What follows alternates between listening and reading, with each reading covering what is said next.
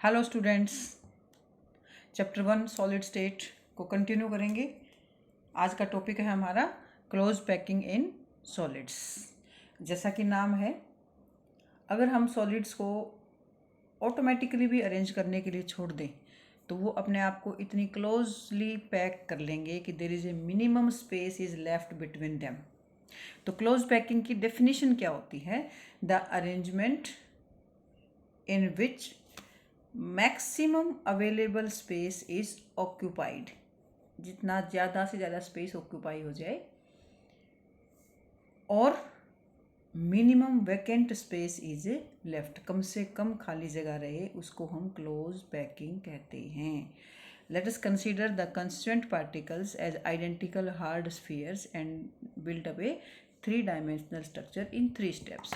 तो जो हमारे कंस्टिट्यूएंट पार्टिकल्स हैं उनको हम हार्ड स्फीयर मानते हैं। इस तरह का hard sphere, identical hard spheres जो कि सॉलिड्स की अरेंजमेंट करते हैं। तो इसकी हम क्लोज पैकिंग समझने के लिए 3 स्टेप्स में हमारी क्लोज पैकिंग होती है। सबसे पहले है क्लोज पैकिंग इन 1 डायमेंशन। अगर हम सॉलिड के पार्टिकल्स को 1 डायमेंशन में अरेंज करते हैं तो there is only 1 arrangement, that is a रो।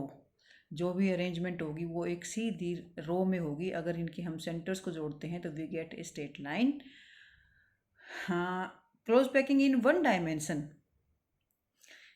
का कोऑर्डिनेशन नंबर होता है 2।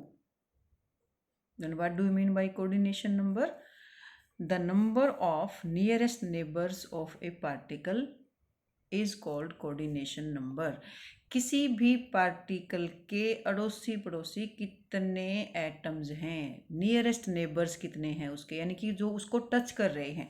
अब अगर हम 1 डायमेंशन में देखें तो ये जो मान लीजिए एक एटम है हमारे पास, इसको टच कर रहे हैं, एक इधर वाला टच कर रहा है और एक इधर वाला टच कर रहा है। तो इसको 2 एटम टच कर रहे हैं तो इसका कोऑर्डिनेशन नंबर हो गया 2। तो the number of nearest neighbours is known as a close packing. अब जैसे देखिए हमारे पास, मैं आपको डायग्राम प्रैक्टिकली दिखाती हूँ। Close packing, this is 1 dimension arrangement, this is 1 dimension arrangement. इस एटम को मान लीजिए हम कंसीडर करते हैं तो 1 और 2, इसको 2 टच कर रहे हैं तो इसका कोऑर्डिनेशन नंबर हो गया 2, इसका भी 2, इसका कोऑर्डिनेशन नंबर हो गया। तो this is a arrangement, this is an arrangement in 1 dimension, arrangement of atoms in 1 dimension. अब हम करते हैं क्लोज पैकिंग इन 2 डायमेंशन। 2 डायमेंशन में क्लोज पैकिंग करने के लिए हमने एटम्स को पहली वाली लेयर के ऊपर ही अरेंज करना है और इसको हम 2 तरह से कर सकते हैं। एक तरह से जो कर सकते हैं उसको बोलते हैं स्क्वायर क्लोज पैकिंग। अब स्क्वायर क्लोज पैकिंग को प्रैक्टिकली समझाने के लिए किस तरह से करना होता है कि मान लीजिए हमारी जो फर्स्ट वाली जो लेयर है इसको हम ए लेयर मान लेते हैं और दूसरे लेयर के एटम्स को just about the first layer रखते हैं। आइडेंटिकल स्फीयर्स होने चाहिए, थोड़ा सा साइज में इनमें डिफरेंस हो सकता है, तो एग्जैक्टली एक दूसरे के ऊपर रखते जाएं।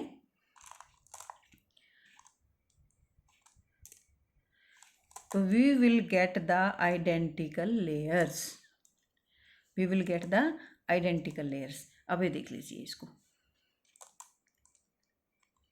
तो this is known as 2 dimensional square close packing. अब इसको हम बोलते हैं कि इसको स्क्वायर क्लोज पैकिंग क्यों बोलते हैं?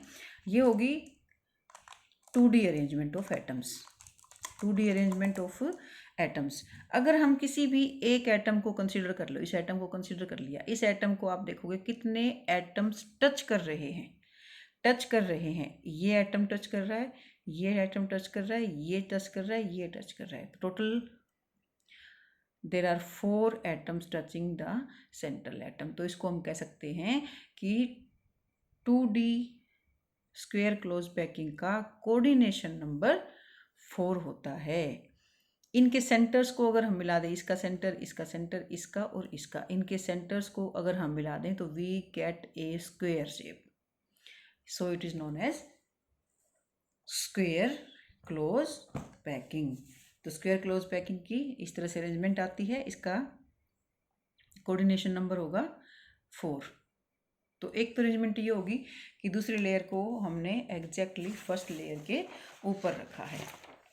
एक और अरेंजमेंट इसकी हमारी क्या हो सकती है कि हम सेकंड लेयर को इस तरह से रखें, सेकंड लेयर को इस तरह से रखें कि वो फर्स्ट लेयर के डिप्रेशंस में फिट हो जाए। डिप्रेशन का मतलब जो बीच में गड्ढे बन जाते हैं उनके बीच में फिट हो जाए, तो उसे हम कहेंगे हेक्सागोनल क्लोज पैकिंग। देखो ये दोनों के बीच में जो जगह है, ये एटम यहाँ रखा हमने, ये यहाँ रखा, तो जो सेकंड लेयर जो हमारी आएगी that is not exactly same as that of the first layer. बीच में जो स्पेस बचता है उसके ऊपर हम इस तरह से रखते चले गए कि जो सेकंड लेयर है वो डिफरेंट है। थर्ड लेयर को फिर दूसरे के गड्ढों में रखा, तो third layer is exactly same as that of the first layer. Third layer बिल्कुल फर्स्ट लेयर के ऊपर ही आएगी, तो उसे हम कहते हैं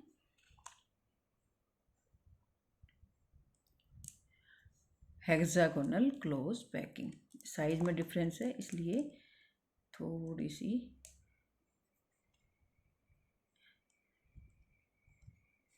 hexagonal close packing.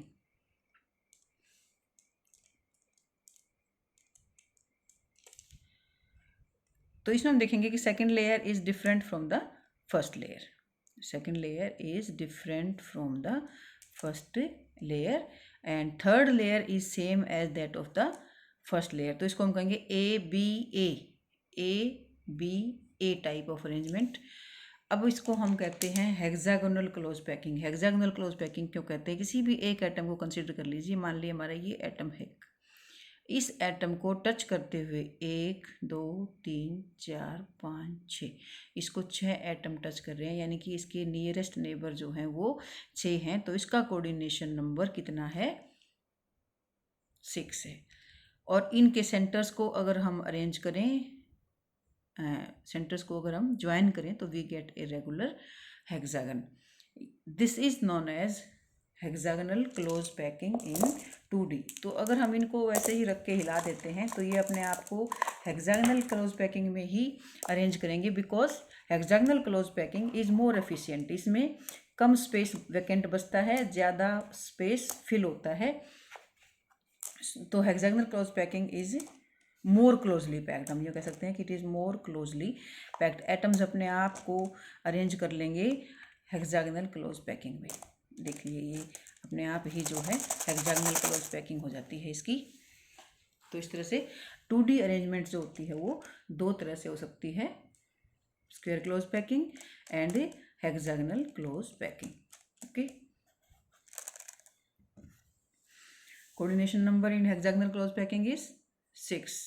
Less vacant space is left, empty space. अच्छा, इनके बीच में जो हेक्सागोनल क्लोज पैकिंग के बीच में जो एम्प्टी स्पेस बचता है, बिल्कुल क्लोजली पैक होने के बाद भी जो एम्प्टी स्पेस बचता है, that is known as void.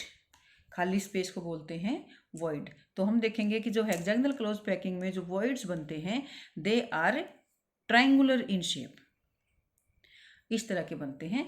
तो इसको हम यहाँ से दिखा सकते हैं और अच्छी तरह से। ये देखिए, ये जो बीच में स्पेस बच गया, this is triangular in shape, तो this is known as void. तो हेक्सागोनल क्लोज पैकिंग में ट्रायंगुलर वॉइड्स बनते हैं। तो ये थी 2 डायमेंशनल अरेंजमेंट, जो कि दो तरह से हो सकती है। अब हम पढ़ते हैं क्लोज पैकिंग इन 3 डायमेंशंस। क्लोज पैकिंग इन 3 डायमेंशन। क्लोज पैकिंग इन 3 डायमेंशंस हमने क्या करना है, जो 2 डायमेंशनल की जो लेयर्स थी उन्हीं के वन अबाउट द अदर हमने अरेंज करनी है। एक 2D के ऊपर दूसरी 2D इस तरह से अरेंज करते जाएंगे। तो सबसे पहला है कि जो हमने 2D में 2 पैकिंग की हैं, स्क्वायर क्लोज पैकिंग और हेक्सागोनल क्लोज पैकिंग। तो पहले आता है 3D close packing from 2D square close packing. 2D square close packing से 3D कैसे बना सकते हैं? तो इसमें हमें क्या करना है कि जो स्क्वायर क्लोज पैकिंग की जो हमारी अरेंजमेंट थी, उसी में सेकंड लेयर भी हम वैसे ही जसाते जाएंगे, इसमें अरेंज करते जाएंगे एटम्स को, and we get a simple cubic primitive unit cell.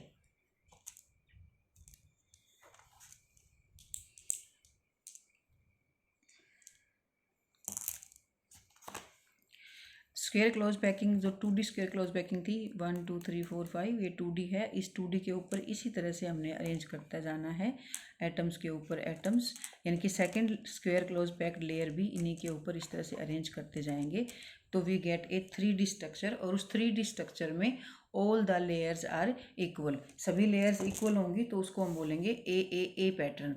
और ये जो ए पैटर्न है, इससे कौन सी यूनिट सेल बनती है? प्रिमिटिव यूनिट सेल बनती है, that is cubic unit cell. तो इस तरह की अरेंजमेंट हमारे पास आती है, simple cubic lattice form by a arrangement. तो it is the 3D close packing from 2 dimensional square close packing. आज के लिए इतना ही। अगली हम जो पैकिंग है 3D की, वो नेक्स्ट वीडियो में पढ़ेंगे। Thank you.